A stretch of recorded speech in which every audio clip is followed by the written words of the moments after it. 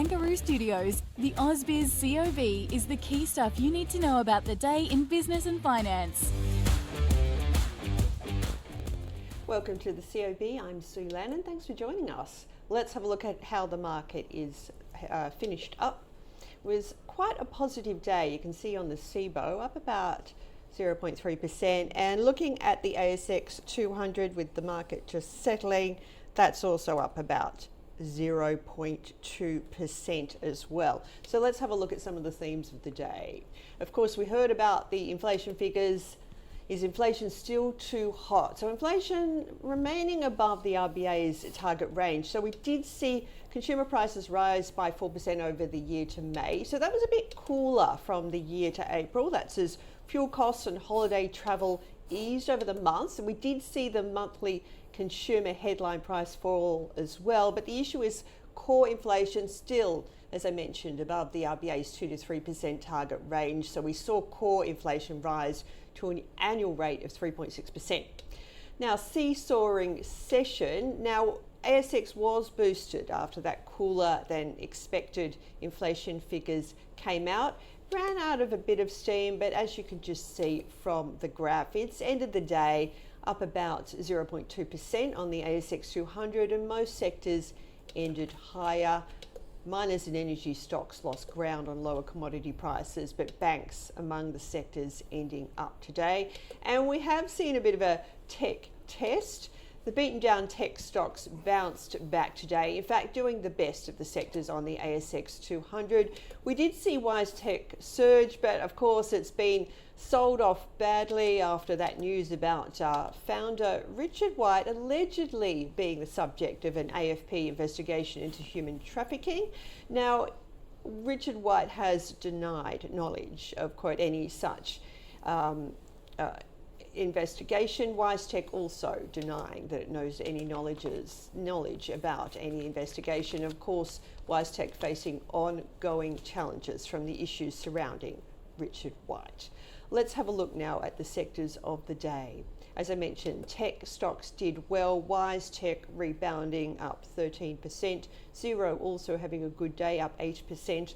Life360 higher, up 3.4%. Technology One gaining 2%. NextDC also gaining.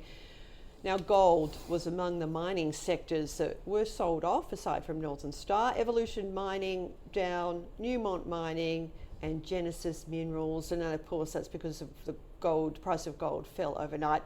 Another stock going down were energy stocks. As I mentioned, oil prices have dropped on the hopes about a peace deal between Iran and the US. Santos losing 1%, Woodside Energy lower, Karoon Energy going down, Ampol and Beach Energy. So let's have a look now at some of the top stories. Now, we saw Xero climbing the most in nearly 3 weeks, up about 8%. Transurban declared a distribution of 35 cents a security for the 6 months ending June.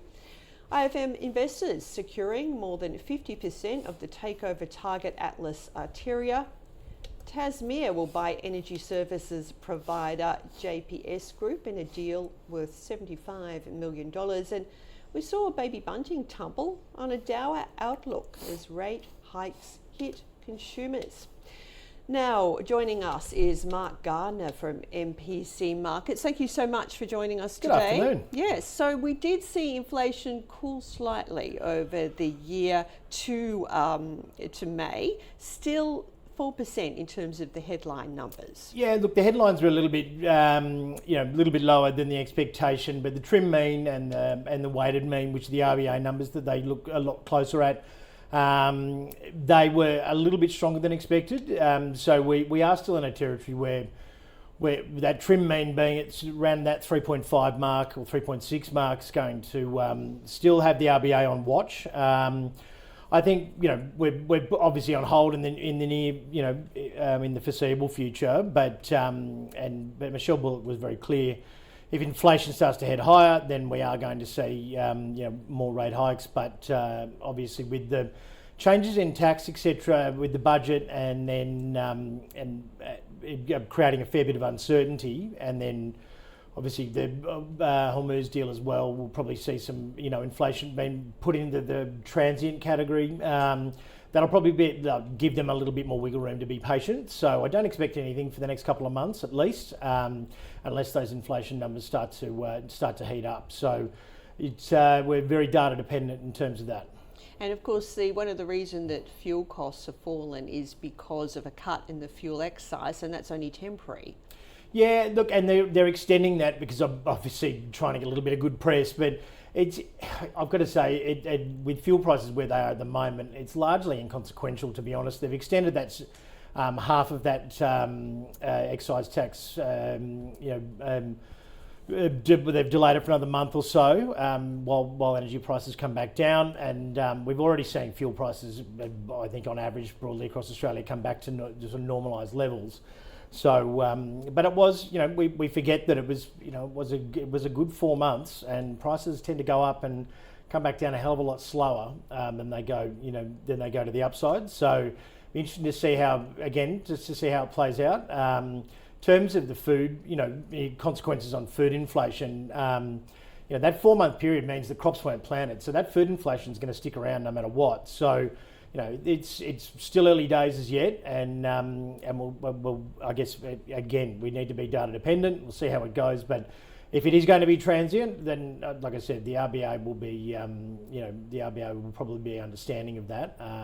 Because of that, that if it's demand side inflation, you need to be very concerned about it. But it really was just supply inflation. So I expect it overall to be, it'll probably put a dent in consumer spending, which will slow the economy down a little bit. And I think we'll actually see it, that it'll level things out a little bit, and we'll probably stay on hold for quite some time. And we've got the employment figures out tomorrow. Yeah, we had a bit of a shocker last month.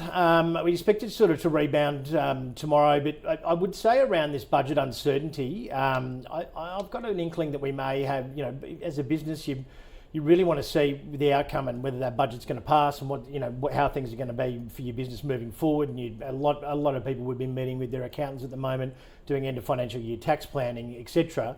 And I would say, broadly, the advice would be just wait and see how things pan out. Particularly when you've got the overlap of the geopolitical situation and Hormuz being shut as well. So I've got an inkling we might have a softer number, but they can be quite volatile, the employment numbers.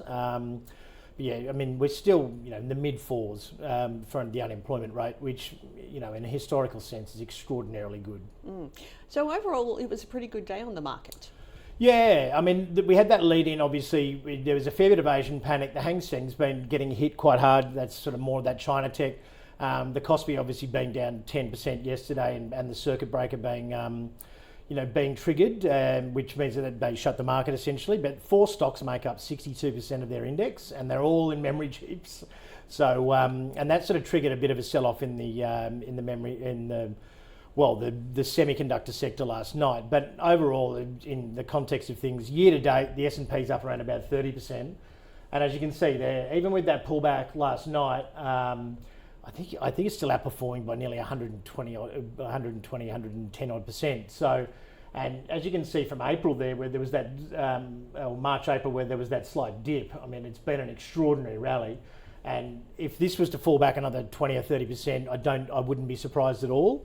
There are some reports floating around at the moment that have broadly been verified in terms of of reality, is that China's actually looking to start not necessarily flooding the market, but they're escalating production on some of those lower grade memory chips, which could take that supply issue down a notch. So we exited I think all of our chip stocks earlier this week. It's very volatile at the moment in that semiconductors index. You're having up and down 7% days quite regularly, and that tends to happen at the tops and bottoms of markets, those really volatile ranges. So we're sort of telling clients caution is very much warranted, and we've largely exited.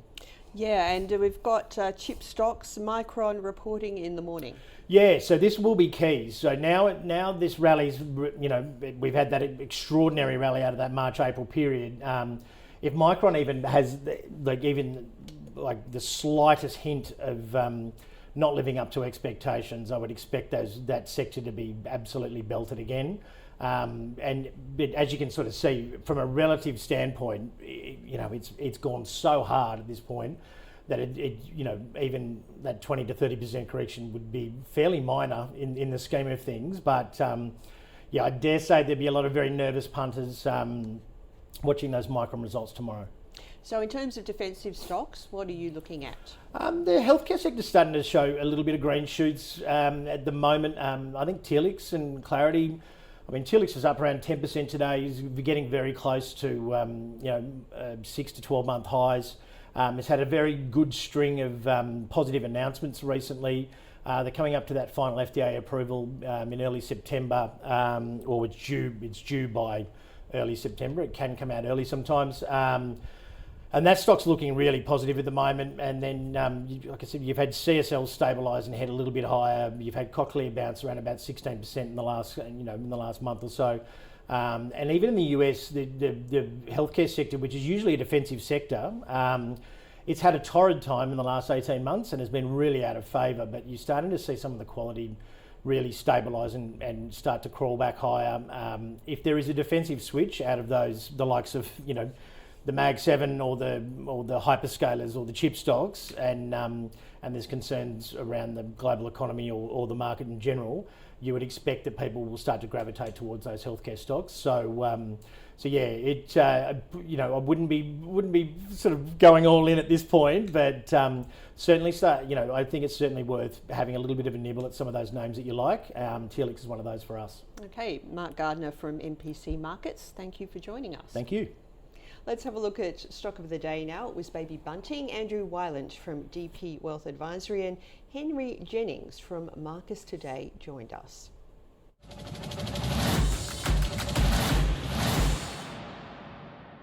The economic headwinds that we've got at the moment, lots of grumbling, lots of people pulling back on retail spending, etc. Weakness in prams, car safety, also a falling basket size, part of the problem there. And when interest rates go up, people defer the family decision perhaps. It's hardly a big surprise. I must admit it's not a stock that pops up that regularly on my radar. If you're going to go in retail, I guess there's other stocks that you would go to first. It's not like we're going to get a Peter Costello baby bump, one for mum, one for dad and one for the country. History will tell us that this isn't the final downgrade. There's probably at least one more coming. It's trading now on a PE of 9. So if we look at the broader market, I think the market's around 16, 17 times. And I'm certainly not trying to invoke anything with my next statement, but if you look at barbecues galore, these specialty retailers are under immense pressure at the moment. So at best, this is a hold, and arguably it's a sell if you have a look at that chart and my comment before relating to another feature, a potential downgrade rather. The one saving grace, Juliet, I think, is that it'll get to the point where someone will actually come and lob an offer for it, whether the private equity guys and girls, whether they want to come and have a look at it. But for the time being, it's a tenuous hold at best.